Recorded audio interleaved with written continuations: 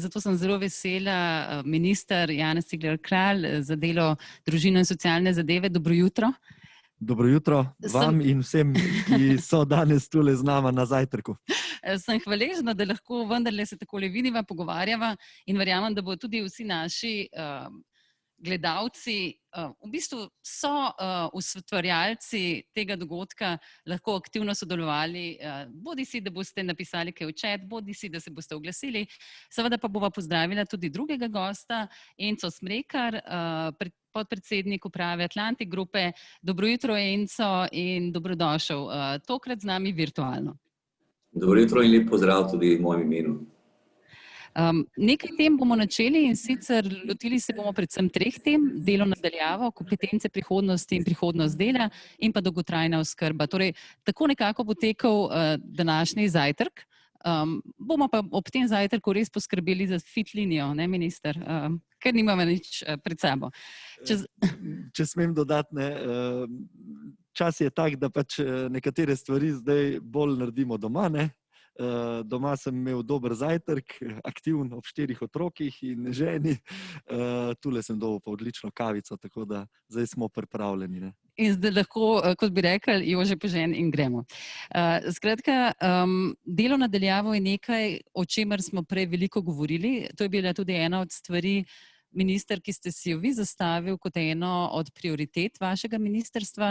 Potem pa smo naredili ta leapfrog jump v to in pravzaprav na nek način morda marca bili še nepripravljeni, danes veliko več vemo o tem. Pa vendarle, vaš občutek, delo na daljavo, so stvari potekajo tako, kot ste si predstavljali, grejo prehitro, poznamo posledice? Ja, hvala lepa. Kot veste, 3 prioritete sem si zadal za ministrovanje, in sicer celostna oskrba starejših, odziven trg dela, torej zaščita delovnih mest in ustvarjanje novih, in pa pravičen in bolj pregleden sistem socialnih pomoči. In delo na daljavo pravzaprav pokrije 2 od teh 2 prioritet, torej odziven trg dela in hkrati, bi rekel, pod socialnimi transferji ali pa družinskimi transferji tudi družinsko politiko, ne. Ta sega na 2 področji, ne. In ker pač sam kot oče 4 otrok, kot mož in kot pripadnik te aktivne generacije v naši državi opažam, da pravzaprav pri družinski politiki ni vse denar, pravzaprav velikokrat nam bolj manjka časa. Sem iskal svojo ekipo ustvarjalne domislice, ustvarjalne poti do tega, kako bi lahko omogočili več časa družinam ali pa temu, da imajo zaposleni več časa za tisto, kar jim je pri srcu. Ne nujno samo za družino, nekateri nimajo družine, pač se ukvarjajo s hobiji, športom in tako naprej. Tako da delo na daljavo je pravzaprav je bil en odgovor na to, že v, kako bi rekel, pred korono, ne. Korona je pa ta način dela samo še, bi rekel, postavila v ospredje, pospešila njegovo implementacijo in nas spodbudila, da pravzaprav še bolj pohitimo z njegovim, kako bi temu rekel, z večjim uvajanjem, z večjo promocijo, s tem, da damo podporo tudi biznisu, če hočete, ki je imel ogromno vprašanj in ogromno nejasnosti glede statusa dela na daljavo, ne. Mi celo delo na domu zdaj bolj poimenujemo delo na daljavo, ker ni nujno, da je to samo doma. In to bo zagotovo tudi eno od vprašanj, ki se ga bomo dotaknili s pomočjo naše komisije za prihodnost dela in izobraževanja, kajti zakonski del ureditve je še kako pomemben.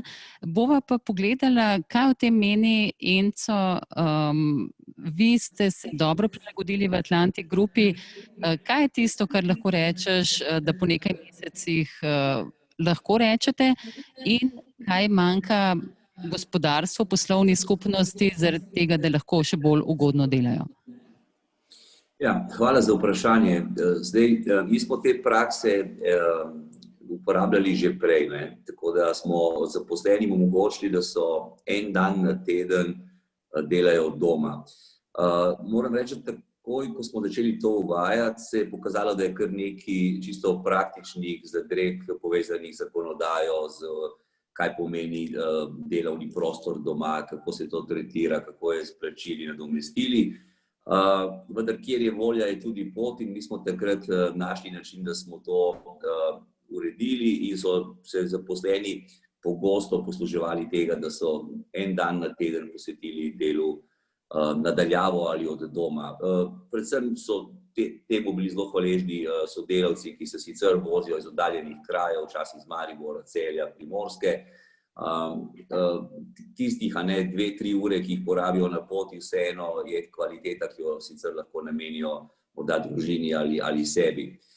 Tako da je seveda osnova tega bila, da imamo izjemno dobro razvito digitalno podporo. Skratka, ko delaš od doma, je pomembno, da so vzpostavljene linije, da so vzpostavljeni dostopi do ključnih uporabniških baz, programov in da se nekako v tem virtualnem digitalnem okolju lahko vsi znajdejo, so izobraženi in delo poteka nemoteno.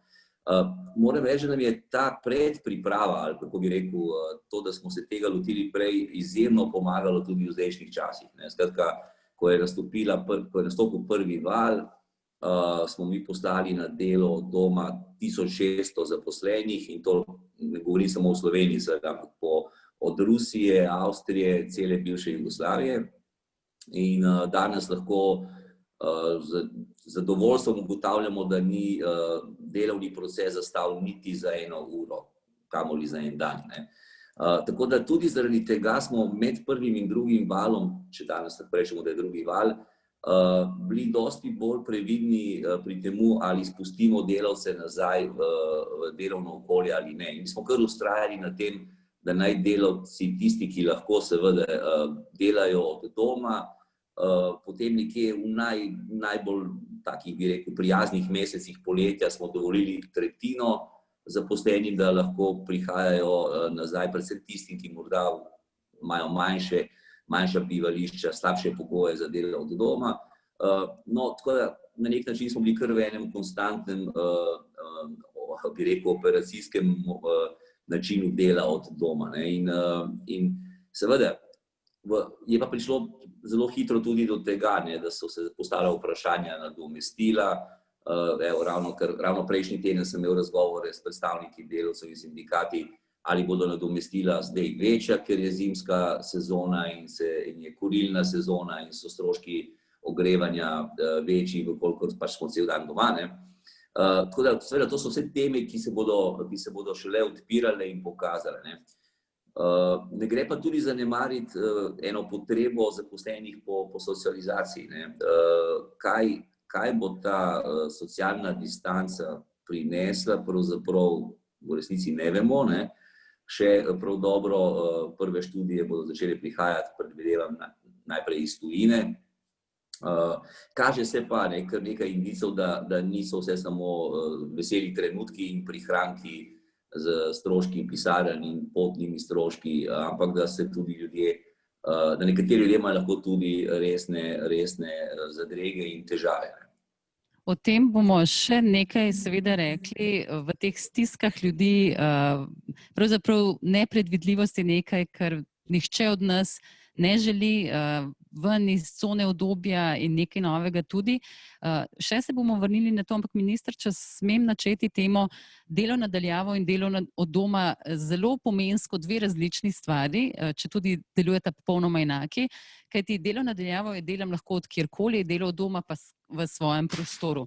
In če tukaj, se opravičujem, digitalne stvari letijo po tleh, in če tukaj se usmerimo pravzaprav na slovensko zakonodajo, je marsikaj nedorečenega in verjetno se zavedamo, da bo sprememba tukaj potrebna. Tako je. Hvala lepa gospodu Smrekarju, ki je tako lepo orisal njihovo organiziranost. Morda, preden grem odgovarjati direktno na vaše vprašanje, povem še eno izkušnjo administracije. Torej, v prvem valu epidemije je pravzaprav polovica ekipe ministrstev delala od doma. Na ta način smo na eni strani, bi rekel, zelo preventivno delovali v smislu preprečevanja širjenja virusa, ne. Na drugi strani smo dobili izkušnjo, da so pravzaprav vsi procesi, torej redni procesi, če se spomnite, normalno tekli, ob tem, da smo predvsem nekatera ministrstva, ki smo bila bolj izpostavljena, finance, FURS, mi, Zavod za zaposlovanje, izvajali še vse protikoronske ukrepe, ki nekateri še tečejo. Torej, zadeve so šle dobro čez, tako kot je gospod Smrekar njihovo izkušnjo pokazal. Je pa res, da je koronsko, tako ga jaz poimenujem, delo na domu ali delo na daljavo, ampak v koroni smo večinoma delali na domu, ne, zato da smo se tudi, bi rekel, na nek način preventivno osamili. Torej, koronsko delo na domu je bistveno drugačno od tega, kar si predstavljamo za mirnodobno, če lahko tako rečem, delo na domu ali delo na daljavo. Torej, starši veste, da ste imeli ali pa smo imeli otroke doma. Torej, poleg dela za svojega delodajalca oziroma na svojem delovnem mestu smo pomagali našim otrokom delati za šolo, smo opravljali vsa gospodinjska opravila in marsikateremu staršu je lahko to bilo, ali pa zaposlenemu je lahko to bilo hud stres, hud napor. Seveda mirnodobno delo na daljavo predvideva, da imamo možnost se posvetiti samo delu, da so v normalnih razmerah, ne vem, otroci v šoli, v vrtcu in da tudi gospodinjska opravila niso toliko v ospredju. In kaj bi še rekel glede tega? Naša izkušnja. Ko smo imeli pol ekipe na delo na daljavo, poglejte, bilo je veliko manj bolniških, po domače povedano, ne, tega absentizma ali bolezni, poškodb, ne. Pri nas, naša izkušnja, Ministrstvo za delo 7-krat manj kot v primerljivem obdobju lani, ne, 2019. To pa je že nekaj, kar ni zanemarljivo, ne, tudi z vidika, bi rekel, varnosti in zdravja pri delu. Glede tega, kar je pa gospod Smrekar na koncu izpostavil, in to je pa naša odgovornost, odgovornost naše ekipe, pa je, da birokratsko poenostavimo možnost uvajanja dela na daljavo. To pomeni, naš namen je, da bomo spremenili zakonodajo tako, da bo dovolj aneks k pogodbi o zaposlitvi, torej ne več nova pogodba o zaposlitvi, kadar se bo to urejalo. Drugo, kar smo že naredili in to takoj, je jasno tolmačenje, kaj je potrebno in česa ni potrebno pri uvajanju dela na daljavo, torej ni potrebno enega celega kupa dokumentov, je zelo jasno, kaj je treba sporočiti inšpektoratu za delo. Inšpektorat za delo ima nalogo, da naredi še letos čim prej tudi en preprost elektronski obrazec, da ne bo treba več samo pošiljati dokumente in da na tak način firmam in zaposlenim približamo to delo na daljavo. Seveda pa, ker jaz tudi sam verjamem v subsidiarnost, pa tudi jasno tolmačimo, da je pa stvar tega razmerja med zaposlenim pa delodajalcem, tudi kako se bosta dogovorila, na kak način bo zaposleni pokazal, kakšno delovno mesto ima, ker vseeno moramo za varnost in zdravje pri delu tudi skrbeti, ne nazadnje delodajalci, kolikor imam jaz stika, so odgovorni in skrbijo tudi za preventivo, želijo tudi, da se njihov zaposleni dobro počuti, da je zdrav, da ima varno delovno mesto, ergonomsko in na nek način v večini primerov se da tudi s tem, da zaposleni pošlje neke fotografije. Ni potrebno več s komisijo hoditi domov pa gledati tega delovna mesta in se da vse dokaj preprosto urediti. In tukaj verjetno je ključnega pomena zaupanje, kajti v gospodarstvu je včasih občutek, da se meni, da ljudje ne bodo oziroma gospodarstveniki ne želijo poskrbeti za svoje ljudi, kar je popolnoma napačna predpostavka in tukaj zaupanje je treba krepiti. Moja izkušnja je, da brez zaupanja tudi ne samo na ravni firme, na ravni države ne moramo uspeti. In vidite, da sam, če tudi je včasih to zelo, kako bi rekel, velik izziv, zelo verjamem v socialni dialog, a ne? In tam si moramo zaupati. In tudi, če je kdaj kdo, bi rekel, ravna malo drugače, kot si bi mi predstavljali, treba to sprejeti, iti čez to in spet naprej graditi to zaupanje, ne. In seveda v firmi pri delu na daljavo ali pa delu na domu je pa to še posebej pomembno. Zato, da na eni strani zaposlen nima občutka, da mu nekdo skozi stoji za vratom, pa da more sam, ne vem, to je v javni upravi bolj ali pa v državni upravi bolj prisotno, da se more pol dneva ukvarjati sam s pisanjem poročila, kaj je naredil, ne. V biznisu je verjetno to malo lažje, ker so rezultati tudi hitreje preverljivi in vidni, ne. Čeprav tudi v državni upravi, poglejte, eni primeri dobrih praks, nekateri predstojniki so se odločili, da jim zaposleni ne delajo več dnevnih poročil, kaj so delali, ker je to velikokrat sam copy-paste, ne, te odgovarjanje na e-maile, telefoni in tako naprej, ampak so šli proaktivno, seveda za nekatera delovna mesta to prije upoštev, za druga ne, proaktivno, da zaposleni na nekaj dni naredi načrt, kaj bo počel, da si sam naredi. To je tudi recimo čist praksa, če smem biti oseben, v Montessori šoli, kjer si otroci že v osnovni šoli naredijo dnevni načrt in potem na koncu dneva preverjajo, koliko so bili uspešni. Mislim, da se lahko tudi iz teh praks na zelo preprost način hkrati naučimo enega preskoka. Ne toliko nadzor, ampak ta proaktivnost, da zaposlen sam prevzame odgovornost za to, kaj bo delal, kako si bo naredil načrt in potem preverjanje. In tukaj, kot sva rekla, zaupanje pa preskok v glavah, ki bo še kako pomemben. Sanja Savič, vodja oddelka pravnega svetovanja na PVC, je zdaj naša izzivalka, taka pozitivna izzivalka, sem prepričana, in seveda tudi kandidatka za sopredsedujočo komisiji za prihodnost dela in izobraževanja. Sanja, tvoj izziv, prosim.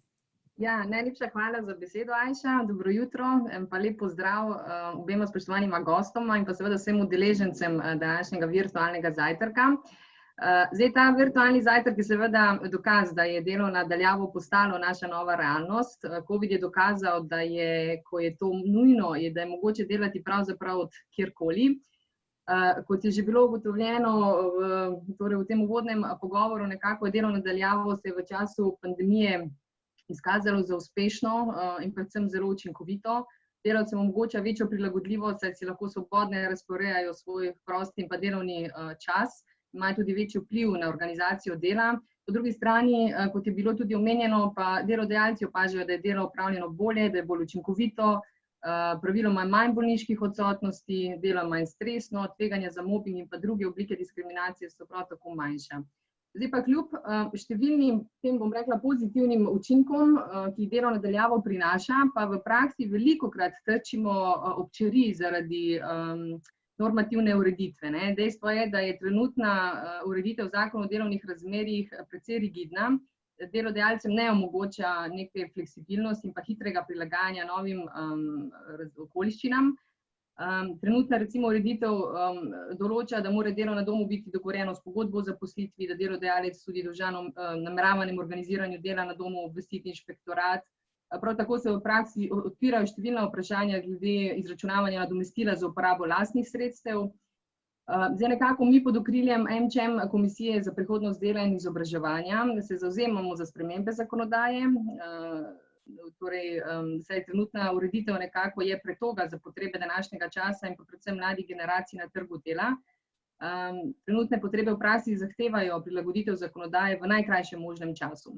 Zdaj nekako nas navdaja upanje to dejstvo, da je vlada v času prve epidemije s sprejemanjem intervencijskih zakonov dokazala, da se na spremembe lahko zelo hitro odziva, seveda, če je to nujno in če je ustrezna volja. Glede sprememb obstoječih normativnih določil, ki se nanašajo na delo od doma, gre zgolj za odpravo birokratskih ovir. In glede na to, da je debirokratizacija strateški cilj in prioriteta naše oblasti, je nekako omenjena problematika idealna priložnost za sistemsko ureditev. Zdaj, moje vprašanje za gospoda ministra je, zakaj pravzaprav teh birokratskih ovir na področju zakonodaje dela od doma ni bilo možno odpraviti v ponujnem postopku oziroma v enako hitrem času, kot so se sprejemali intervencijski zakoni. Najlepša hvala. Najlepša hvala, gospa Savič, sem si prav zapomnil za ta izziv. Super, ja, da ste mi postavili ogledalo. Dva dva vzroka sta, da to še ni urejeno. Prvi vzrok je korona, sam koronavirus pravzaprav, ne. Vidite, da pravzaprav smo, vsaj na mojem ministrstvu, zdaj spravili pod streho že tretji protikorona paket. To je izjemen vsebinski in logistični, ali pa, če temu lahko rečem, proceduralni zalogaj za ministrstvo, ki ima že itak zelo kompleksno in široko vsebinsko področje, tako da si lahko predstavljate, da so ekipe pravzaprav obremenjene, lahko rečem 120%. Lahko tudi rečem, ne smemo pozabiti, da pravzaprav vsi skupaj malo pregorevamo, ampak okej, ne bom jamral, ker sva ravno prej z kolegico Vodnik ugotovila, da so gotovo zdaj bolj obremenjeni tisti, ki delajo v domovih za starejše, v bolnišnicah, tisti, ki so na prvi bojni liniji proti virusu. To je en razlog, ker nam pač korona, bi rekel, jemlje čas in energijo in resurse za to, da se hitro odzivamo z najnujnejšimi ukrepi. Drugo pa je, gospa Savič, da je vseeno to ukrep, ki poseže v sistemsko zakonodajo, in smo dolžni in tudi želimo, da je tak ukrep tudi s socialnimi partnerji v enem ustreznem postopku najprej predebatiran, preverjen in potem tudi, da ima to popotnico soglasja ali pa dogovora socialnih partnerjev, ko gre v sprejem tudi v Državni zbor. Imamo pa jasen cilj, da bomo vsaj zakon o delovnih razmerjih novelirali, predlagali to spremembo do konca leta letošnjega. Upajmo, da bojo razmere dopuščale to. Saj vidite, da se trenutno kar, ne bom rekel, grdo zaostrujejo, no, glede virusa. Na drugi strani pa te stvari, kar ste rekli, nekatere debirokratizacije ali pa nekatere poenostavitve smo že uvedli, imamo pa še nekaj rezerve, recimo Inšpektorat za delo, torej poročati ali pa sporočiti o odrejenem delu na domu bo še vedno potrebno, ampak zakaj ne bi tu bil en preprost obrazec, 5-7 klikov, kjer lahko po zgledu tega, kako uveljavljate ukrepe, recimo čakanje na delo in podobne, zelo hitro in zelo z malo časovnega vložka opravite tudi svoje obveznosti. Skratka, zavedanje za nujnost sprememb je. Vsekakor upamo, da bojo stvari dopuščale in seveda situacija, da se dejansko tudi normativno uredi. Bi se pa navezala nazaj k tebi, Enzo, in sicer nekaj seveda, kar se tiče procesov, kar se tiče normativne ureditve. Druga stvar, ki pa je še kako pomembna, pa je občutki, kar si že omenjal, ljudi, ta morda utesnjenost, potrebe po druženju, vse te stvari. Kako ste v Atlantic Grupi nagovorili to? No, vsekakor se mi veliko ukvarjamo s tem, kako našim zaposlenim pomagati, ne. Zavedamo se, da je čas, ki ga preživijo na delovnem mestu, samo del njihovega življenja in da dobro počutje, zdravje, angažiranost, kateri stremimo vsi delodajalci, prihaja tudi iz okolja, v katerem oni živijo. Zato smo že pred leti uvedli en program za pomoč delavcem, mi ga imenujemo Care, skratka, lahko bi rekli skrb. Ta program je namenjen predvsem temu, ne, da pomagamo zaposlenim v kakšnih težkih življenjskih trenutkih, lahko so to naravne nesreče, lahko je njihova bolezen. V sklopu tega programa nudimo zaposlenim, tako moškim kot ženskam, brezplačne preglede na tistih področjih, ki so še posebno kritični v določenih letih. In tisto, kar je novost, je, da smo med to zdravstveno krizo zaznali tudi potencialne probleme na področju duševne stiske, in smo zato ta program Solidarnost razširili na način, da smo tako zaposlenim kot njihovim družinskim članom ponudili in nudimo psihološko pomoč, ne. Ta psihološko pomoč izvajajo zunanji usposobljeni sodelavci, zaposleni, in njihovi najožji družinski člani seveda se morajo pa sami v to prijaviti in to pomoč koristiti, ne. Skratka, ta skrb za zaposlene mora preiti tudi zgolj iz delovnega mesta na širšo celico. Mi verjamemo, da je družina ta celica, ki je osnova dobrega počutja in zato smo tudi to vpeljali. Tako da zaenkrat še čakamo, kakšni bojo odzivi, ampak pomembno je, kot sem rekel, tudi to, ne, da gospodarstvo da to iniциативо, da pokaže to skrb in da zaposleni vidijo, da je solidarnost tista temeljna vrednota, ki jo v podjetju gojimo in ne samo v besedi, ampak tudi v dejanjih. Hvala lepa gospodu Smrekarju, da je tole izpostavil in vam, kolegica Vodnik, da ste izpostavili, da niso samo res pozitivni vidiki in da moramo biti zelo pozorni tudi na to, kaj delo nadaljavo lahko prinaša tudi negativnega. In je zelo pomembno, da ne pozabimo, poleg tega, kar je naglasil gospod Smrekar, tudi na recimo veliko večjo možnost, da ne pride do izklopa v primeru dela od doma. Že če sam na sebe pomislimo, ne, bi recimo sam, če se ne bi razumsko omejeval, velikokrat, tudi ko ni potrebno, velikokrat je nujno in je potrebno, recimo, ko otroci zaspijo, bi šel še kar pogledati, ne, malo, kaj je novega na mailu, kaj je treba rešiti, koga še poklicati, kaj je zorganizirati. Velikokrat je to nujno, v večini primerov pa ni.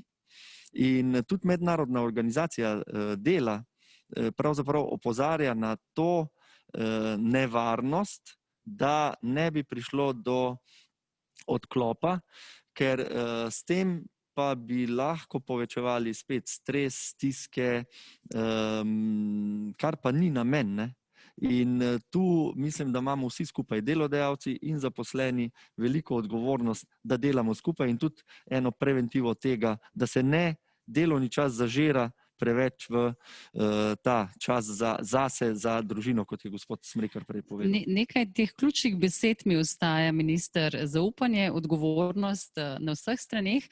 Zanima pa me, Mart, moj kolega, ki je pri nas vodja celovitih izkušenj, skupaj z Brino sta ustvarila portal Delo na daljavo in seveda našimi člani, pri katerem delimo najboljše prakse. In tukaj bi te prosila, Mart, povej nam 3 ključne stvari, kaj po tvojem mnenju delajo naši člani, vrhunski zaposlovalci in delodajalci dobro. Ajša, jaz vem, da imaš ti rada jedrnatost, zato te bom danes probal srečati. 3 ključne stvari lahko pravzaprav strnem v eno samo in ta je, da poslušajo in slišijo svoje zaposlene. Na ta način lahko vse delovne procese, orodja in komunikacijo prilagodijo na ta način tako, da zaposleni svoje delo še vedno opravljajo uspešno in spremembe doživljajo čim bolj pozitivno. V zadnjih 2 mesecih smo se na MČM-u res intenzivno ukvarjali z delom na daljavo. Imamo to srečo, da smo v nekoliko privilegiranem položaju, ker imamo na našem seznamu preko 400 izvrstnih članov podjetij in z nekaterimi izmed njih smo se pogovarjali ravno o delu na daljavo. Ideja je bila povsem preprosta. Hoteli smo videti, kako se podjetja v praksi lotevajo organizacije dela na daljavo. Seveda je večina v nekem veliko manjšem obsegu delo na daljavo poznala že prej, ampak od letošnje pomladi smo soočeni z neko novo resničnostjo in je ta obseg postal veliko večji. S Brino sva v zadnjem mesecu in pol govorila s 14 različnimi podjetji. Bomo seveda v nadaljevanju to število še povečali, ampak zaenkrat za launch te naše spletne strani sva govorila s 14 podjetji in jih vse vprašala ista vprašanja. Zanimalo nam je, kako so se spomladi lotili dela na daljavo, s kakšnimi izzivi so se soočali, kaj so naredili dobro, kaj mislijo, da bi lahko naredili boljše in kako vidijo prihodnost dela na daljavo oziroma dela nasploh. Osrednje vprašanje, tisto, kar nam je najbolj zanimalo, je bilo pa, kaj je tista ena dobra praksa, ki bi jo izpostavili v zvezi z vzpostavitvijo dela na daljavo neko prakso, na katero so v podjetju najbolj ponosni. In če njihove odgovore povzamem, dobim pojme, kot so komunikacija, zaupanje, sodelovanje, vključenost, povezanost, solidarnost, varnost, tudi internetna varnost oziroma IT varnost, pripravljenost, fleksibilnost, mentoriranje, odgovornost, ogromno jih je še. Tako da moram reči, navdihujoč mesec in pol vse to, kar smo tam slišala. Da vas pa ne bom zdaj dolgočasil s to predstavitvijo, jaz predlagam, da po tem poslovnem zajtrku si vzamete nekaj minut in odidete na spletno mesto Delo na daljavo. Če me vidite tukaj naslov, desno tudi logotip, in si v miru sami oglejte te izjemne prakse dela na daljavo vseh teh vrhunskih podjetij. Na spletni strani je tudi en pravni kotiček, kjer pravne strokovnjakinje, zaenkrat imamo zgolj ženske, upam, da se bo pridružil kasneje tudi kakšen moški, odgovarjajo na najbolj pogoste pravne dileme v zvezi z delom na daljavo oziroma delom od doma. In verjamem, da če boste spletno mesto obiskali, da boste tudi sami najdli ogromno inspiracije in morda tudi kakšno idejo, ki jo boste lahko potem v svojem podjetju oziroma organizaciji implementirali. Marca, sem prepričana, da vsi naši člani imajo odprta vrata, da tudi sami delijo te prakse, da kontaktirajo tebe, Brino ali kogarkoli v ekipi. Vprašanje, ki bi ti ga mogla zastaviti, je, koliko pogrešajo socialni stik. Jaz pogrešam tvoj smeh, pa tudi kakšen pojeden piškot, ampak bolj bo vprašanje zdajle za vse vas. Ena kratka anketa, koliko mislite, ko bodo razmere dopuščale, da bo business as usual delo na daljavo, od doma, koliko se bomo vrnili nazaj v pisarne ali bo kombinacija obojega. Kratka anketa, ki jo pošiljamo k vam, bomo hvaležni za klik, da vidimo vaše odgovore. Ja, vidiva, kako se zadeve peljejo. Kombinacija kar prevladuje, vidim, ne? Še kakšno sekundico. Bomo pustili takole. Kombinacija torej bo prevladala, temu primerno se bo potrebno tudi pripraviti. Stvar, za katero pa vsi vemo, da je še kako pomembna in smo morda včasih imeli zelo samoumevno, je pa ta varnost, kibernetska varnost, predvsem povezana z delom na daljavo, ki je zdaj še toliko večji izziv. Zato bom prosila Uroša Majcna, vodjo varnostnega operativnega centra pri SNT Slovenija, da nam pove nekaj ključnih stvari, ki jih moramo vedeti. Dobro jutro, Uroš. Dobro jutro. Torej, nekaj teh stvari, ki jih je potrebno vedeti, pa ob tem ne rečem še res lepa hvala SNT-ju, da ste naš partner tudi pri delu na daljavo, na tem poslovnem zajtrku in tudi sicer vrhunski podpornik. Hvala vam za to. Ampak kaj so tisti tips and tricks, rečemo ponavadi, za katere je absolutno treba vedeti in jih vse prepogosto pozabljamo? Zdaj, jaz sem pripravljen par izhodišč v PowerPointu, jaz bom to delil z vami, če se strinjate, zato da se okoli tega lahko pogovorimo. Vidite? Zdaj, kaj smo mi videli v tem času, v času pandemije, je, veliko ste govorili že v tem času pravnega in pa procesnega vidika, jaz bi tukaj boral predvsem ta potencialni rizik ali tveganja. Ker tveganja so z vzpostavitvijo dela na daljavo narasla z neko res veliko stopnjo rasti, s katero se niti nismo zavedali. Drug problem, ki je tukaj postal, je, da se niti nismo zavedali, kaj je to delo na daljavo, ali je to samo spletna konferenca, to, kar sedaj počenjamo, ali je to dostop do elektronske pošte, ali lahko dejansko izvedemo kompletno povezavo do vseh storitev, ki jo podjetje izvaja, ter potem tudi kvalitetna digitalizacija. Stvar, ki jo nismo in smo videli v spomladanskem valu, nismo naredili, je bila zagotovljanje neprekinjenega poslovanja za delo na daljavo in s tem tudi tveganja. In se nikoli nismo vprašali, ali res lahko zagotovimo, da vsi procesi tečejo nemoteno na daljavo in kako na to vpliva kibernetska varnost. Iz prva opažanja, ki smo jih mi videli stranišče kibernetske varnosti, da je bila to hitra uvedba, da organizacije niso bile pripravljene, da niso vedeli, kako merijo učinkovitost tega, kar počenjajo, da se informacijske varnosti niso dovolj zavedali Mi smo imeli pa eno srečo in sem dal tudi, vidite, eno tako misel.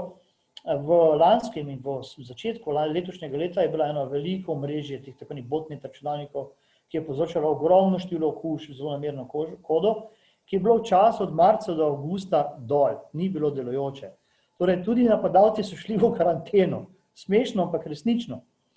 Sredino avgusta 2020 so se pojavili nazaj v zelo povečanem obsegu, trenutno so ekstremno aktivni, vidimo jih v Sloveniji, vidimo, bom pokazal primere, kje jih vidimo, na kakšen način jih vidimo, kaj počenjajo in kaj nam povzročajo.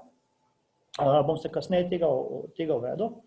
Zdaj, nekako težave, rizike, ki jih jaz tukaj vidim, so sledeče, ogrožene točke. Imamo primer na tehnologiji, ker smo razširili perimeter. Včasih smo imeli to podjetje, perimeter, sedaj je perimeter vse, odkoder mi dostopamo z delom nadaljavo. Uporabljamo oblačne storitve in se niti nismo vprašali, ali lahko vse podatke damo v oblak, oziroma to, kakšne narave, oziroma klasifikacije so ti podatki. Premalo se uporablja VPN.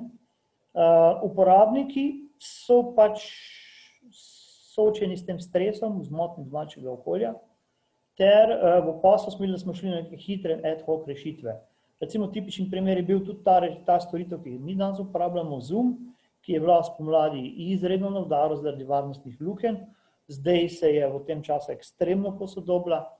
Marsikje se je uporabljalo nekaj tako na hitro, bom rekel, domačica varianta ali IKEA variante zadeve in smo zelo težko odgovorili na to, kako pri obstoječem ozkem količini ljudi, ki morajo izvajati teh IT storitve, zdaj moramo na to gor dati še varnost in pa kibernetska varnost. Kaj mi vidimo tukaj so primeri recimo ribarjenja ali phishinga. Dnevno dobivate verjetno ogromno teh mailov, to je, za njimi se skrivajo omrežja, ki v prvi fazi kradejo informacije in v drugi fazi povzročajo šifriranje sistemov. Na drugi strani, jaz sem dal tukaj eno definicijo, ker jaz ne najdem pravilnega slovenskega izraza za password spraying. Dejstvo je, da od vsakega od nas nekje na internetu obstajajo, oziroma na darknetu, naša prejšnja gesla. Ali iz LinkedIna, ali iz Facebooka, ali iz Instagrama vdorov. In kar imamo mi problem je, da ponavljamo isti password, ista gesla, in zdaj se ta poskušajo vdreti z njimi v sisteme. Ne delajo to na tak način, da bi jih mi zaznali, ampak delajo tako sprejemki na zelo počasen način. Vzamejo si čas, da pridejo noter. Naslednjo, kar vidimo, so vdori na virtualne sestanke in četrta točka, ki je problematična, so delo od doma, delo nadaljavo pomeni, da delamo tudi iz domačih omrežij, ki pa niso tako varovana, kot so službena omrežja. Domači Wi-Fi niso zaščiteni, smo prišli do težave, da se nadaljavo dela tudi z računalnikov, ki niso v lasti podjetij, kar pomeni, da ta končne točke, ti računalniki niso zaščiteni, imamo z njimi ogromno težav, ker preko njih dostopamo do virov na strani organizacije, ki bi jih pa morali varovati, torej te nezaščitene končne točke. En primer, kako vidimo, kako prepoznati, vam dajem primer, kaj narediti s takimi pošto elektronsko, ki jo dobite in enostavno kaj zbrište, ker jih vidimo sedaj, tega je neverjetno ogromno. Vidimo tudi primere, da se je to zelo posodobilo in da znajo lepo angleščino, slovenščino spisati te maile sedaj. Niso več bili taki, ko so bili v preteklosti z Google Translatom prevedeni. Da imajo odzadnji nekoga očitno, ki je Slovenec, ki zna lepo spisati mail. Tako, ampak vseeno, če mislite, da vi niste naslovnik te pošte, pošto ignorirajte. Bom tole preskočil. In pa rekel, kaj vidimo tukaj je največji problem z domačimi napravami. Priporočila, izvajajte to preko VPN povezav, če je le mogoče. Ne uporabljate istih in preprostih gesel. Nameščate posodobitve tudi na svoje domače računalnike, prosim. Zašifrirate si sisteme in zaščitite prenosne medije. In zaklepate računalnikov, so oddalite z nekega delovnega mesta, da ne bo na otrok prišel gor in downloadil iz torrentov neko zadevo, v kateri se skriva zlonamerna koda, kar se tudi zelo pogosto dogaja, tudi v Sloveniji. Dejstvo je, da je moje mnenje, da je korona pospešila digitalizacijo v Sloveniji. Jaz sem tukaj dal sicer angleški spis, zato ker težko tudi to v slovenščino prevedem, vendar digitalizacija lahko uspe samo, če obstaja zaupanje, kar smo danes že velikokrat povedali. Zaupanje pa mora obstajati tudi na nivoju, da vemo, da so naši podatki varni in da poskrbimo za varnost. Ali so podatki v lasti korporacije, ali so podatki v lasti države. Ti podatki morajo biti varni, zato da je tudi na tem nivoju vzpostavljeno zaupanje. To je nekaj mojih misli. Hvala lepa, še se bomo kasneje malce vrnili k tebi. Zdaj pa seveda gremo na del o veščinah prihodnosti, pa pravzaprav je ta hitrost spremembe zahteva veščine prihodnosti kar danes. Zanimalo nas bo, kaj menite, Svetovni gospodarski forum je nanizal nekaj ključnih veščin, ki jih potrebujemo za uspešno delo. Zanima nas, kaj menite, da so res tiste najpomembnejše, in seveda potem bom z zelo zanimanjem vprašala enako tudi ministra in letošnjega menedžerja leta, gospoda Enca Smrekarja. Torej, reševanje konfliktov, kritično razmišljanje, ustvarjalno razmišljanje, upravljanje z ljudmi, organizacijske sposobnosti, čustvena inteligenca, malce se nama etična presoja in odločanje, pogajalske spretnosti in kognitivna fleksibilnost. Torej, to so veščine, za katere je Svetovni gospodarski forum dejal, da bodo ključna za vodenje. Čustvena inteligenca je zelo pomembna, poslušanje smo slišali kar nekajkrat, kognitivna fleksibilnost in pa seveda upravljanje z ljudmi.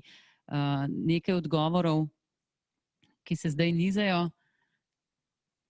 Ustvarjalno razmišljanje tudi, ampak kar kaže, da je čustvena inteligenca prednjači in drugo je upravljanje z ljudmi. Zanimivo, kako vidimo, pa verjetno tudi zelo usmerjeno k temu. In tukaj vprašanje kar, Enco, če bi se ti, oziroma ko si se odločil med temi veščinami kot menedžer leta, smo veliko slišali, kako pomembno je zate vključevanje, opolnomočenje. Zanima me, katero od kompetenc bi izbral. Hvala, sem imel kar nekaj zadrege, sem probal krožiti 3, pa sem videl, da ne gre. Namreč vse, kar se je tukaj pokazalo kot pomembno, drži. Mislim, da je največje potrebe bodo definitivno na področju kognitivnih kompetenc, socialnih veščin, emocionalne inteligence, skratka te čustvene inteligence, ker konec koncev govorili bomo o možnosti nekega hitrega prilagajanja in ohranjanja podrobnosti. In ta upskilling in reskilling, ki sta zdaj dva sicer buzzworda, bosta stalnica v vse učečih se organizacijah. Torej vse učeči organizacije in posamezniki bodo bistvo jutrišnjega dne. Vemo, da je to obdobje pospešilo vse procese, morda za kar nekaj let, predvsem pa je pospešilo zavedanje. Organizacije smo začeli prevzemati nase odgovornost za izobraževanje zaposlenih, za vse te nadgradnje in prekvalifikacije. In če gledamo neke trende, lahko ugotovimo, da bo posameznik v bodoče menjal tja nekje do 5 poklicev, ne samo delodajalcev, lahko da bo istočasno delal pri več delodajalcih. Veliko bo sodelovanja z zunanjimi inštitucijami, kroženja znotraj in izven podjetja, sodelovalo se bo z inštitucijami, lokalno skupnostjo. In tisto, na čemer bomo še posebej morali delati v Sloveniji, je ta raznolikost.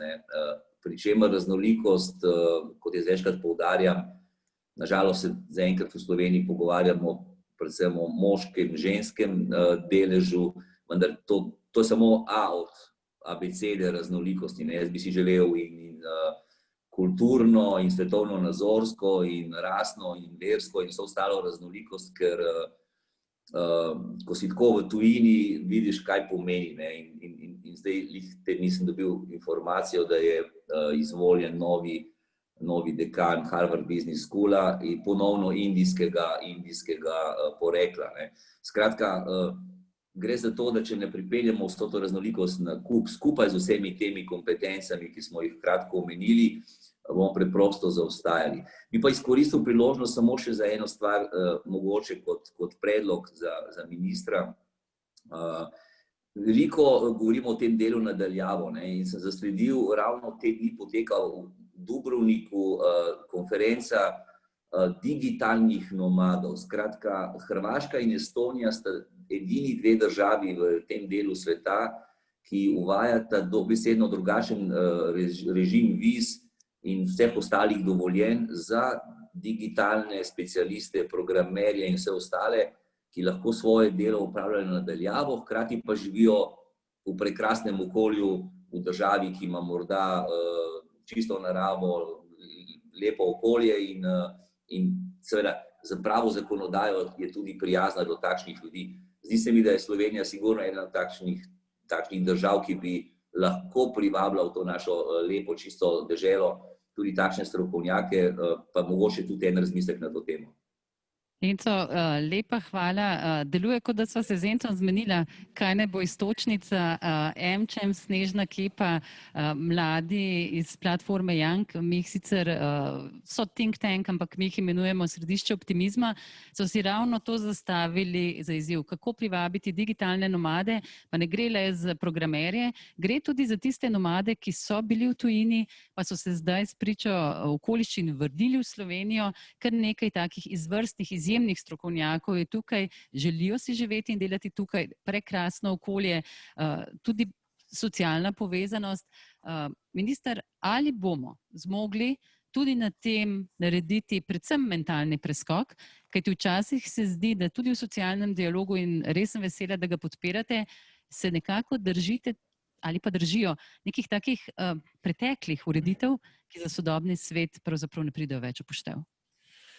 Ravno to je izziv zame in za mojo ekipo, da poskušamo prikazati, da pravzaprav spoštujemo in upoštevamo to, lahko rečem, dobro utrjeno ali pa zasidrano tradicijo socialnega dialoga, hkrati pa, da želimo biti tisti generator enega, kako bi temu rekel, koraka naprej, preskoka v tem, da vidimo ali pa da začutimo, kako so se te razmere spremenile, da je naše izhodišče še vedno to, kar je gospod Smrekar prej, že prej tudi, ali pa gospod Mark omenil, da je še vedno potrebno sodelovanje, dogovarjanje, torej poleg teh glavnih dveh vrednot, ki smo prej rekla, zaupanje, komunikacija, sodelovanje, odgovornost, da damo naprej tudi to, kako bi temu rekel, odprtost za to, kaj ta čas prinaša. In korona nam pri tem gotovo pomaga.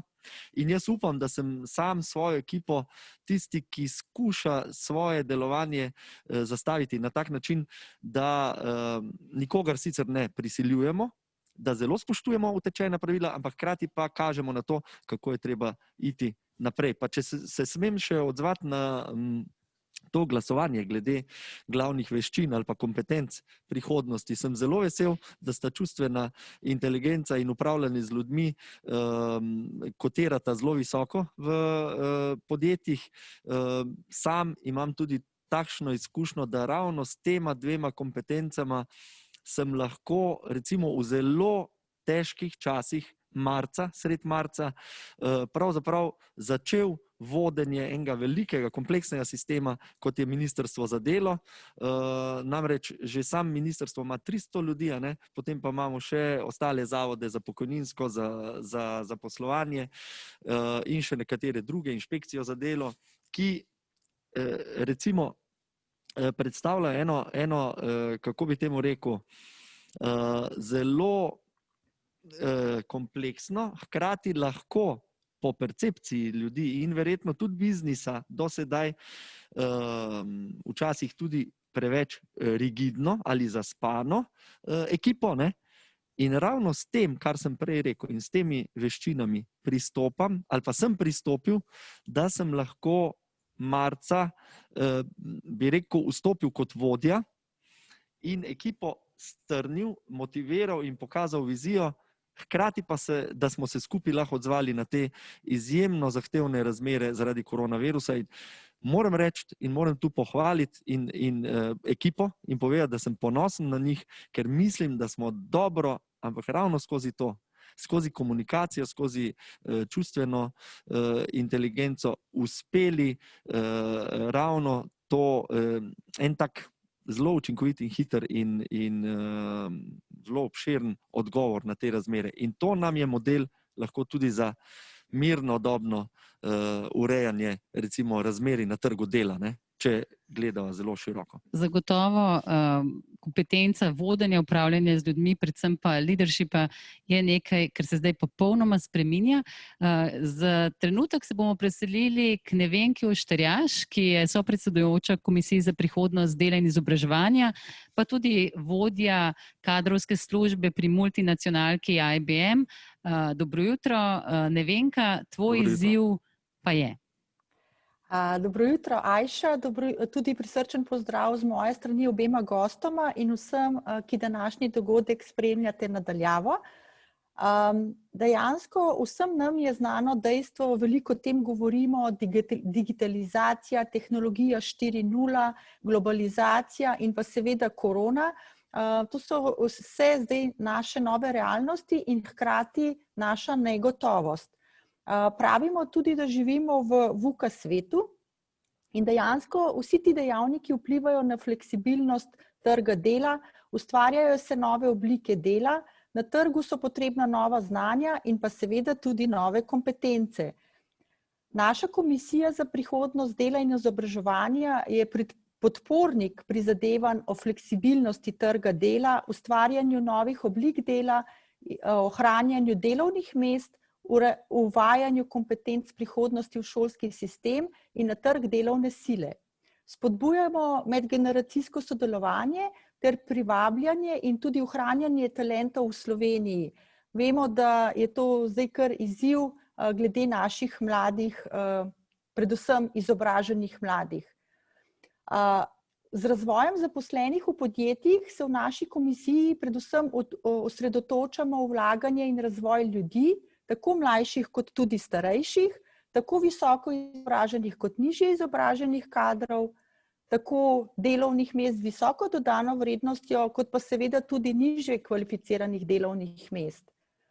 Z namenom uspešno vladati izzive digitalizacije in globalizacije, ohranjati delovna mesta ter ohranjati konkurenčnost Slovenije v prihodnosti, ker je to seveda naš ključnega pomena.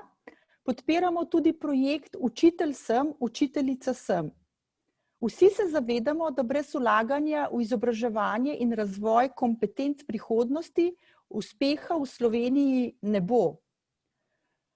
Mogoče čist samo za informacijo, oziroma vem, da so nam vsem znane mnoge raziskave in napovedi, veliko to spremljamo, pa mogoče ponovim eno od raziskav podjetja McKinsey, ki pravi, da bomo imeli leta 2030 10% delovnih mest, ki si jih danes še sploh ne predstavljamo, kakšna bojo in kaj bo dejansko potrebno za ta delovna mesta. Več kot 40% delovnih mest, ki jih pa poznamo danes, leta 2030 ne bo več obstajalo. In do tega je manj kot 10 let, tako da nimamo več dovolj časa.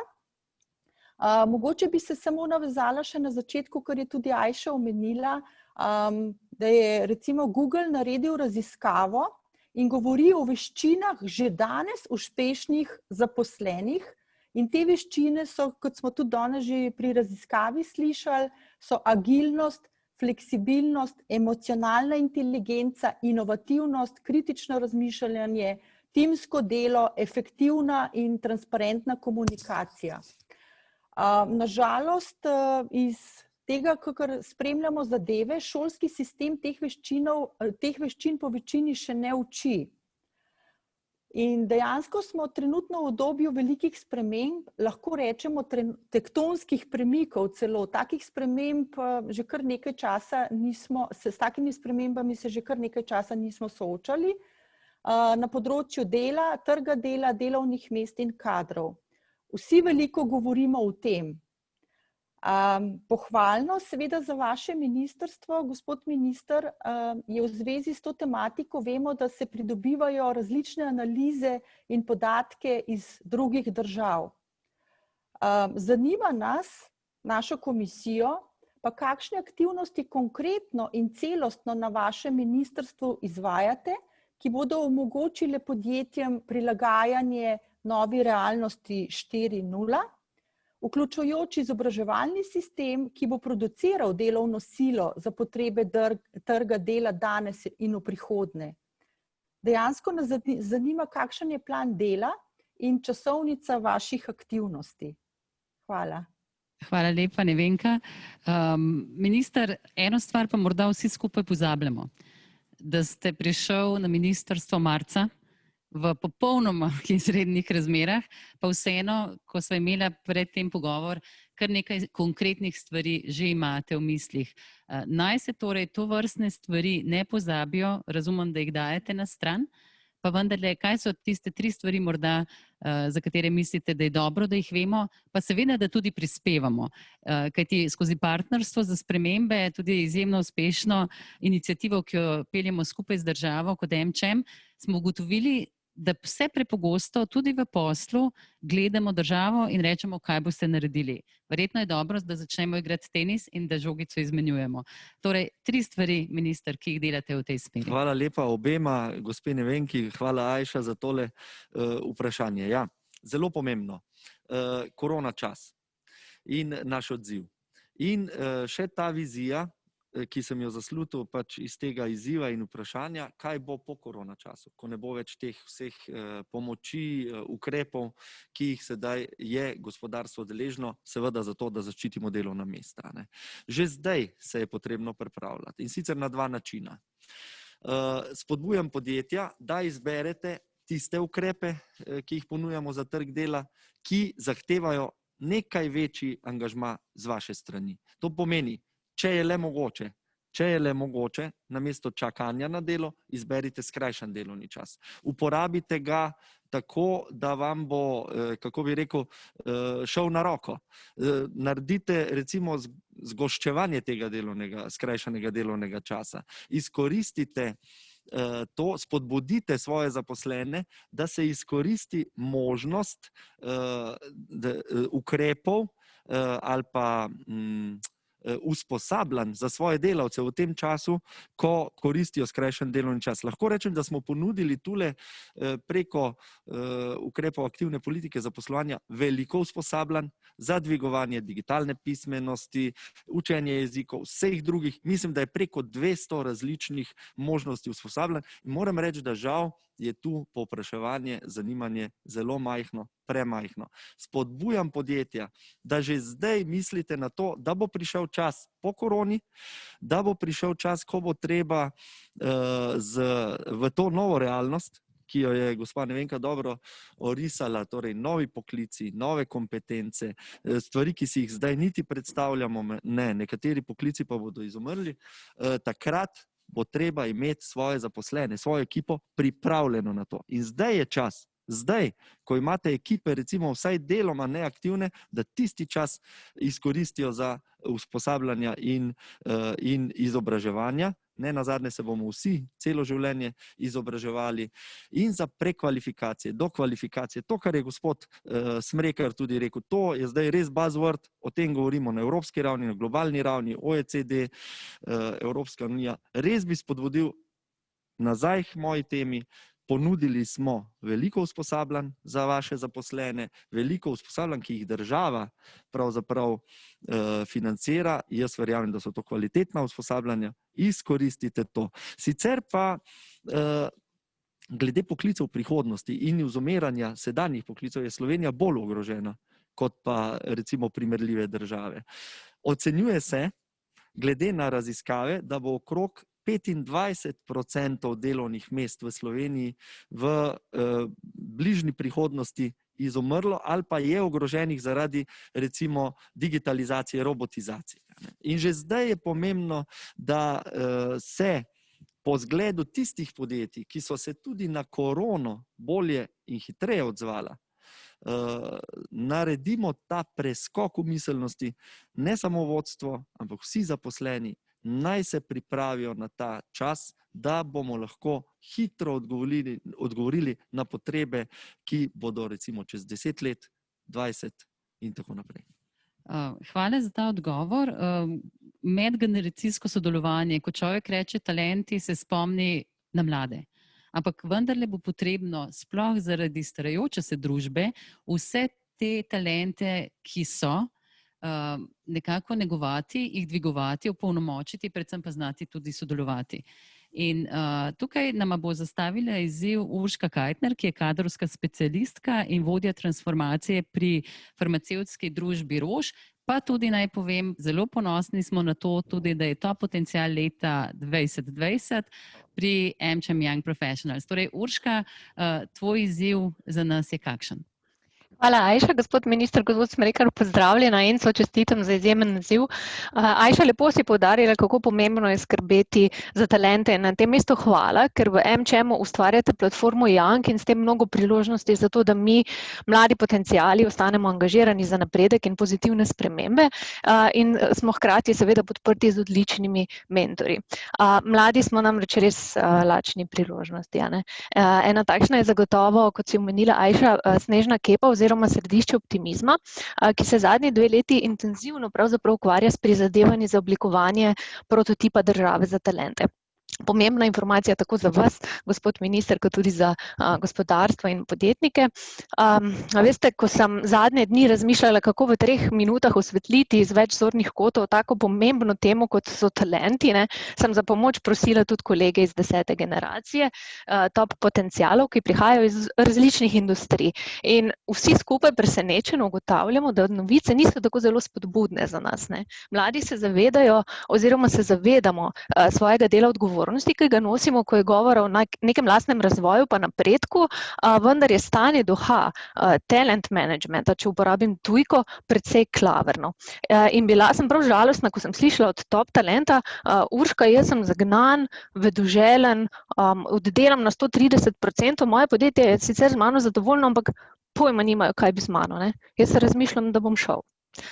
In deloma je to res, vsi se trudimo v fazi pridobivanja najboljših kadrov, potem pa nastopi težava, ko talentom ali ne moremo ponuditi priložnosti, ker ni namesto nobenih nekih opremljivih strategij in se v bistvu s talenti in razvojem sistematično zares nihče ne ukvarja, ali so sistemi nagrajevanja in napredovanja preživeti in rigidni, ali pa ta zadeva, mislim, ta argument mi je bil tako zelo zaskrbljujoč.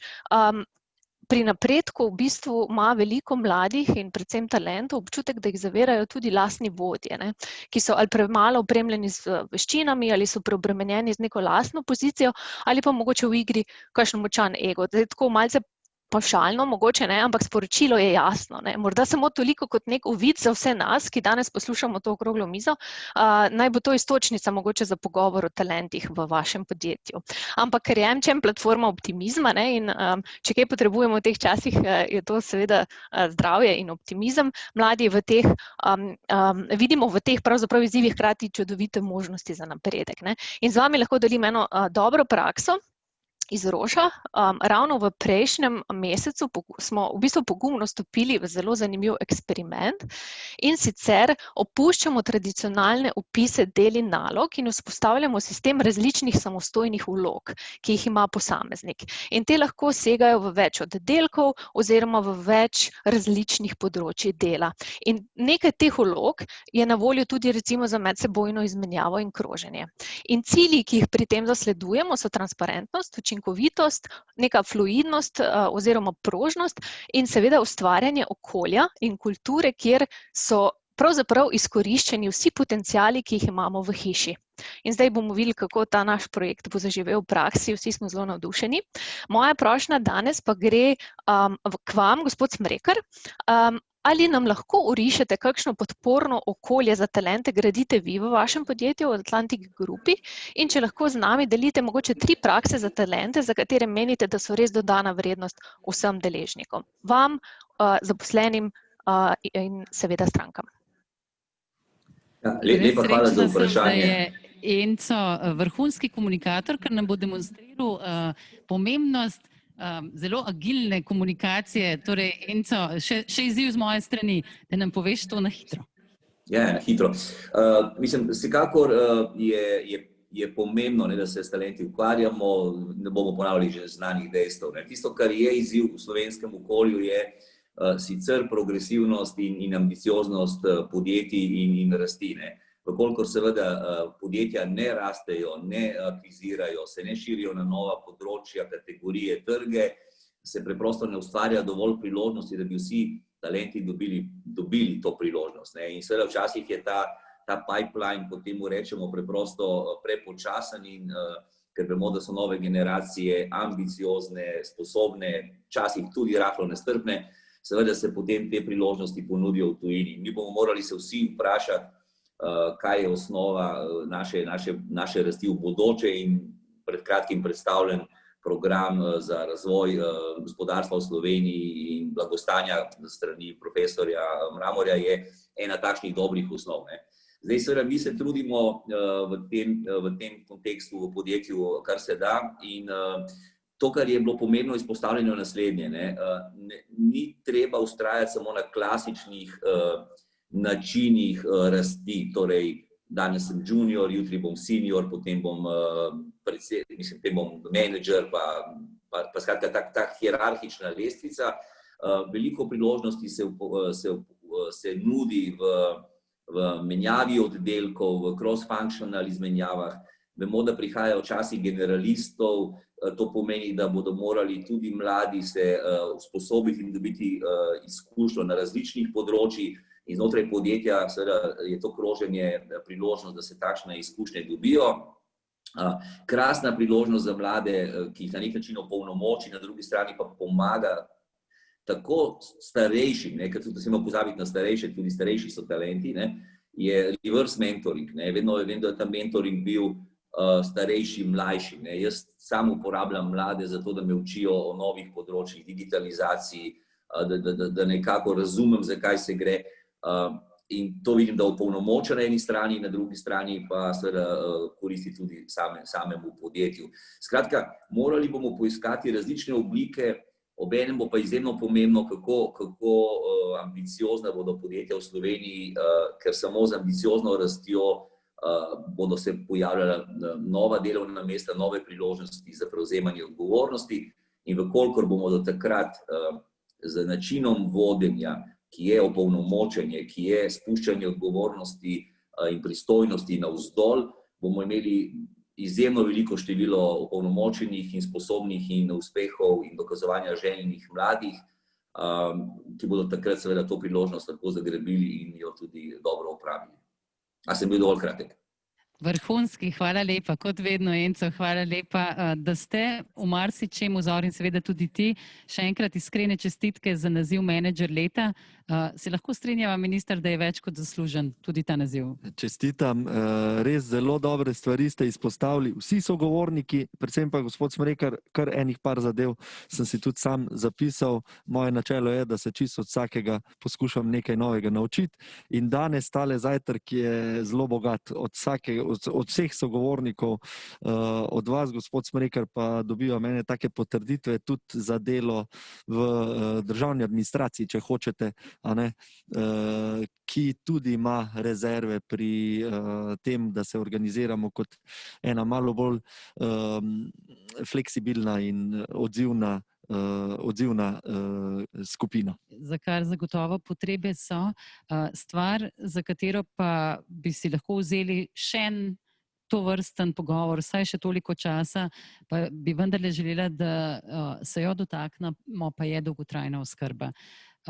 To je nekaj, kar bo eden večjih izzivov. Jasno je, da zdaj v teh koronskih časih je prvo zdravje, ampak dolgotrajna oskrba je nekaj, minister, na kar se je treba včeraj pripraviti. Vem, da ste zdaj dobili v težkih časih to, ampak demografija pa pač kaže, kam gremo. 2030 med 10 najstarejšimi državami na svetu.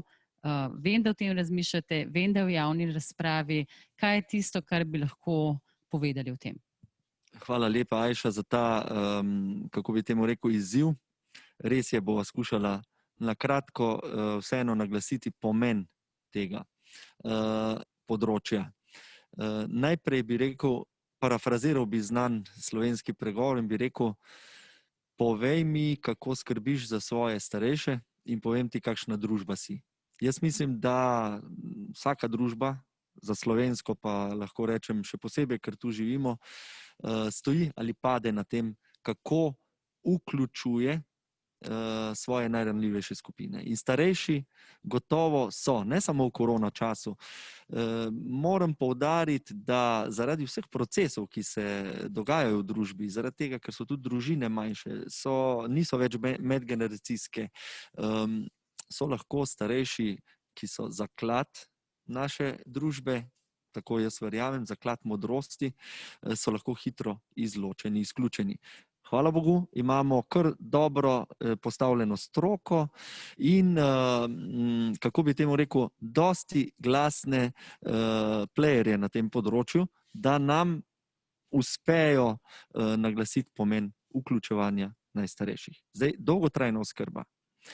Največji izziv pri dolgotrajni oskrbi je, kako jo zastaviti tako, da bo vključujoča, da bo vsem dostopna, da bo nudila starejšim pravzaprav svobodno izbiro, kakšen način življenja želijo živeti na svojo jesen življenja. Ali želijo ostati doma, pa storitve dolgotrajne oskrbe tam koristiti, ali želijo biti vključeni v nekem manjšem lokalnem okolju, ali pa želijo, ali pa morda potrebujejo zaradi zdravstvenega stanja bolj intenzivno zdravstveno oskrbo in potrebujejo pravzaprav institucijo, dom za starejše, v katerem bi radi živeli. Naše izhodišče našega ministrstva je, da starost ni bolezen, starosti ni potrebno zdraviti, starost je normalen del človekovega življenja. Dajmo podpreti starejše v tem tretjem življenjskem obdobju in na nek način jih vključimo v družbo tako, da bomo mi od njih imeli to modrost, mir, zaupanje, povezovanje, oni pa od nas dostojanstvo, to smo jim dolžni dati, človekovo dostojanstvo in podporo pri tem, da lahko čim dlje ostanejo aktivni in čim dlje ostanejo v takem okolju, kot si ga sami želijo. Sem poskušal biti kratek in zgoščen, seveda je pa Še imava en izziv, to je tema, ki jo res lahko minister odpreva, številne stvari zajema. Žiga Vižintin, sopredsedujoči EMČEM komisiji, finančni komisiji in pa svetovalec uprave pokojninske družbe A. Veliko se ukvarjaš s tem, veliko številk poznaš, prosim te za izziv. Lep pozdrav vsem. Tako kot si omenila že na začetku, vsi vemo že desetletja, sploh tisti, ki se s tem ukvarjamo, da se bo v Sloveniji drastično povečal delež starejših. Ob tem seveda to potegne drastično obremenitev pokojninskega sistema, zdravstvenega in pa sistema dolgotrajne oskrbe.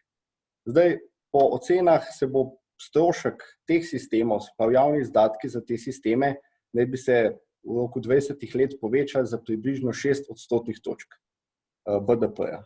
Zdaj, to je res enormno povečanje in ob tem pride mogoče že čisto realno in iskreno vprašanje, ali smo tako povečanje izdatkov sploh sposobni sfinancirati v tej državi in pa če smo ga, čemu smo se pripravljeni v zameno odpovedati.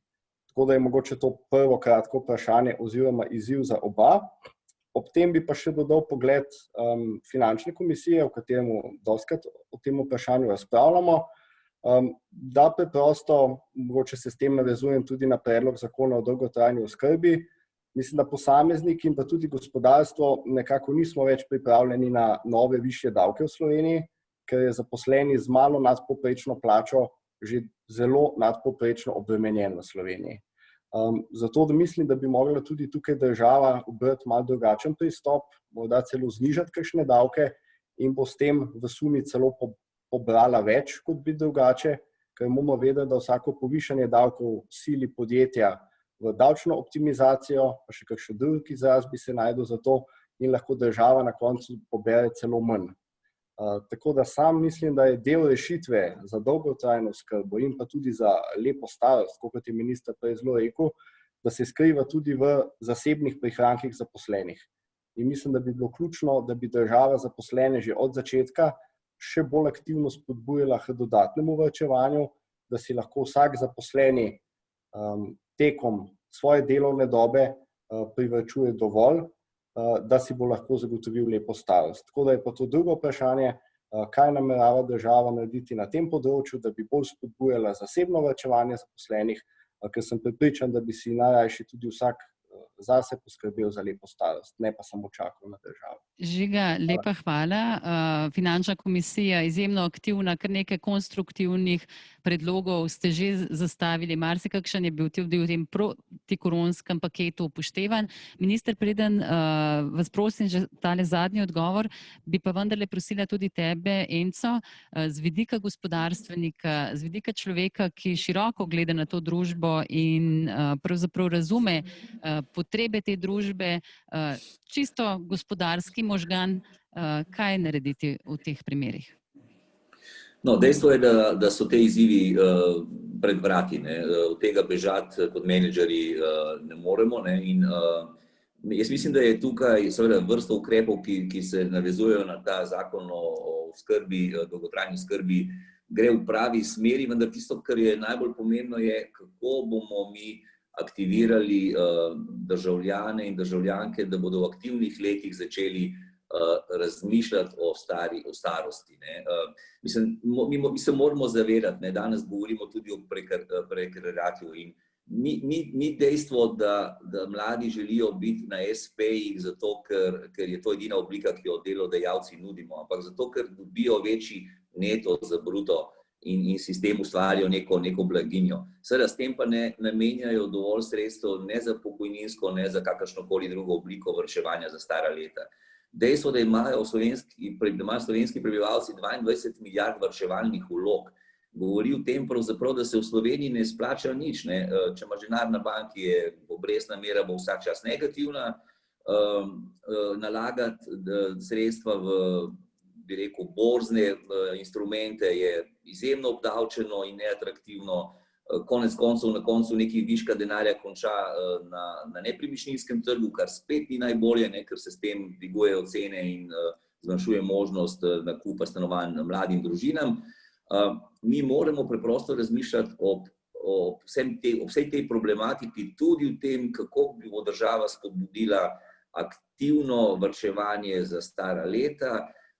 Jaz izjemno pogrešam to, da nimamo pokojninskih skladov, vsaj ne takšnih, kot jih srečujem po drugih državah, kjer delujemo, ker s temi pokojninskimi skladi bi na en način zagotavljali državljanom, ki bi v njih vlagali tako donos, kot varčevanje.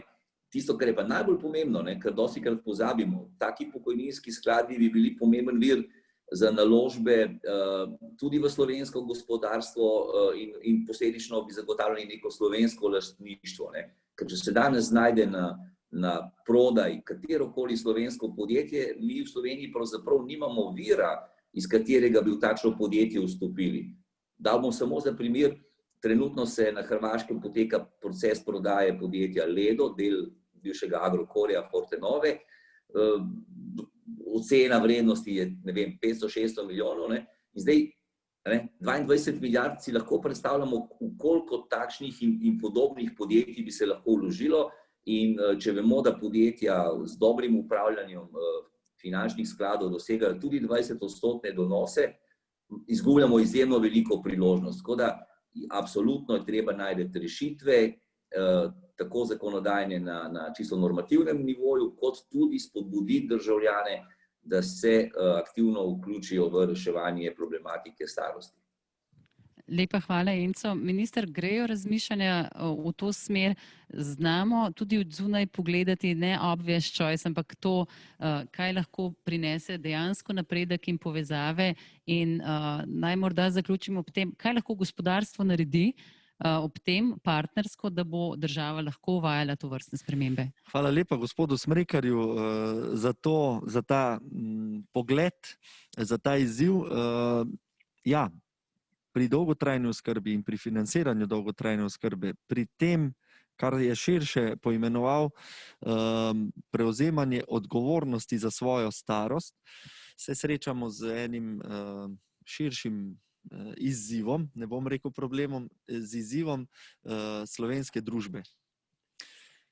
Na vseh ravneh, kjer imam možnost delovati, se srečujem z pomanjkanjem tega občutka dolžnosti prevzemati odgovornost zase. Seveda, verjetno v preteklosti tudi država ni opravila svojega dela, da bi zaupala, če smo prej rekli, da je zaupanje izjemno pomembno, ne? Na drugi strani ni predajala odgovornosti odločanja na nižji ravni in tako se ljudje nismo naučili prevzemati odgovornost tudi za svoje stanje in za svojo prihodnost.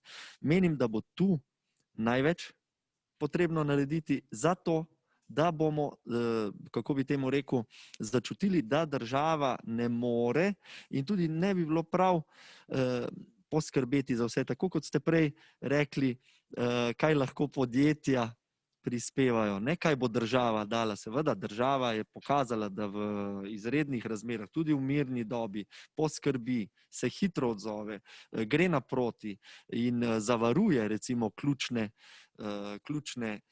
vidike ali pa ključne dejavnike, kot je gospodarstvo, ranljive skupine, zaposleni, delovna mesta. Ampak hkrati se mi zdi, da je prihodnost v smeri prevzemanja večje odgovornosti. Zdaj, glede financiranja dolgotrajne oskrbe, ki je trd oreh, ampak ga bomo strli, ste verjetno sodelujoči opazili, da je stranka, ki me je predlagala na ministrsko mesto NSi, v bistvu potegnila ročno zavoro glede razmišljanja najpreprostejša pot, dodatno obremenimo delo. Delo, plače so preobremenjene, to je bilo danes tudi že izpostavljeno in menimo, da ta, bi rekel, sicer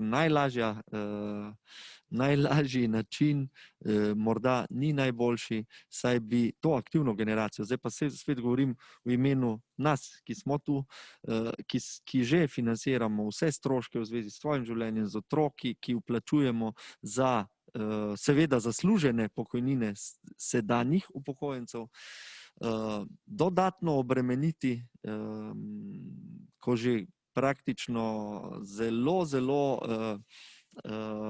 moramo optimizirati svoje delovanje, kaj šele podjetja, ne bi bilo prava pot.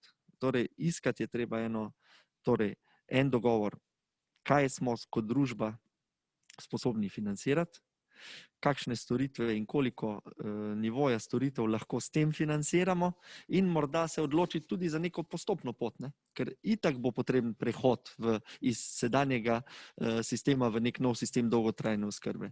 Da vidimo, kje lahko dobimo vere. En izmed verov je tudi nacionalni demografski sklad ali pa še nekateri drugi veri. Nekaj bomo pripeljali iz sedanjih, ki so razpršeni, pa bomo to centralizirali, bolj ciljno usmerili. Tako da poti so.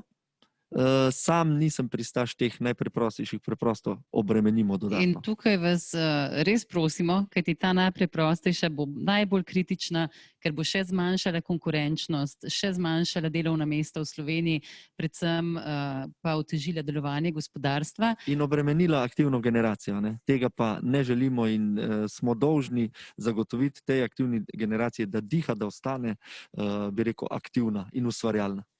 Res je in zato se vam, minister, zahvaljujem. Kakšno minutko dlje smo vas zadržali, zdaj pa res še za minutko Urošu. Uroš, zdaj smo v virtualni povezavi, kibernetska varnost, nikoli ni dovolj, da opozarjamo na to, pa da vidimo tudi, kako hitro in učinkovito lahko ti poveš v minutki o tem. V minutki v bistvu ključna beseda tukaj se imenuje kibernetska odpornost. Torej, kibernetska odpornost je stvar, ki povezuje 3 stvari, to je kibernetska varnost, neprekinjeno poslovanje in pa organizacijska odpornost. Organizacijska odpornost smo videli v času epidemije, kako so nekatera podjetja uspela si prilagoditi poslovanje recimo zelo hitro, da so uspela vsaj del trga obdržati, recimo gostilne, ki sedaj omogočajo dostavo na dom ali prevzem hrane ob gostilni recimo.